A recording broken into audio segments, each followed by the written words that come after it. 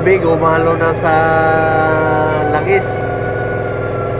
Oil and water contamination. Tingnan nyo mga ka-generator, oh, parang gatas na. Kaya idadiagnose na naman namin ito kung anong saan nanggagaling yung tubig. Kaya unahin namin yung water pump. Kasi parang nagpalit sila ng water pump sa site. Iba na yung kulay. Kaya unahin namin muna dito. Pag okay na to, sunod namin itong oil cooler. Yan.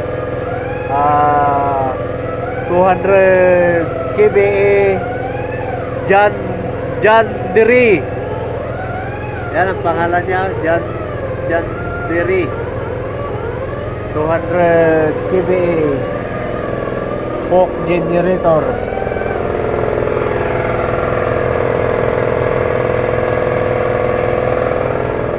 Ang causes nito, yung tubig umalo sa langis. Kaya idadiagnose namin kung saan nanggagaling na naman yung tubig na pumunta sa langis. Ano, tubig na yun, parang ano na, kulay gatas na mga ka-generator.